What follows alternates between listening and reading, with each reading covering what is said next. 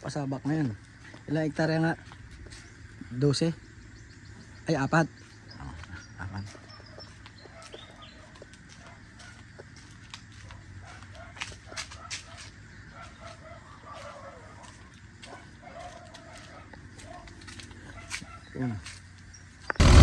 Good day mga ka-agri-nuts.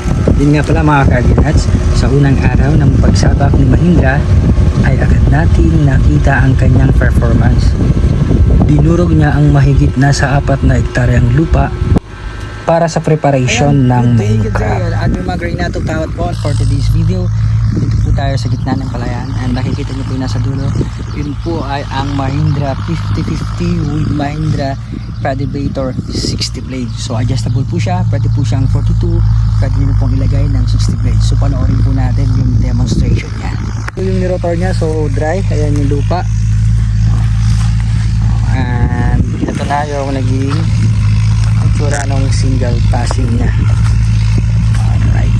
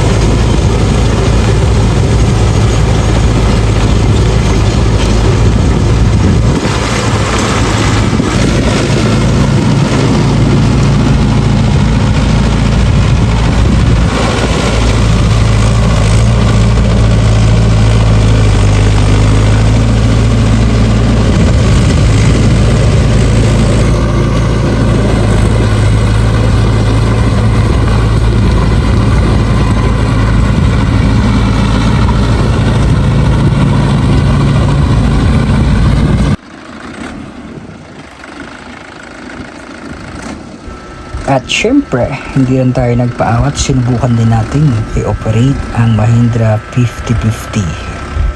Patras nga lang. Ha ha ha.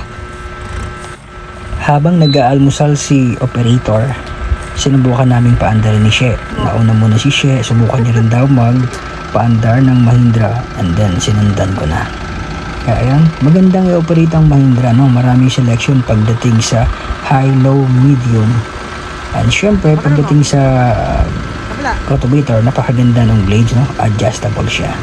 Ito na nga, sinubukan nga ng She ang Mahindra 5050. Tuwa siya kasi for the first time, nakapagpa-under siya ng farm job.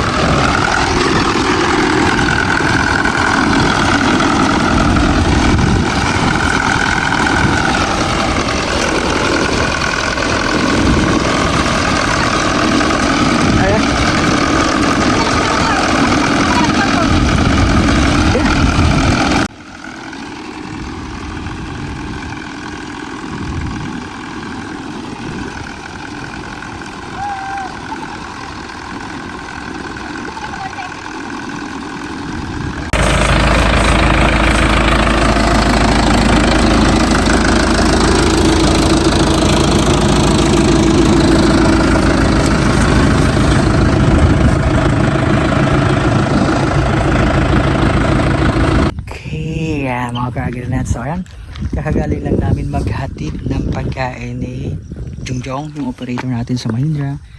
And nandito tayo sa gitna ng palayan. So ayan, kami sa Bulaki. So yan, sila, kumakain sila doon. And tuloy tractor.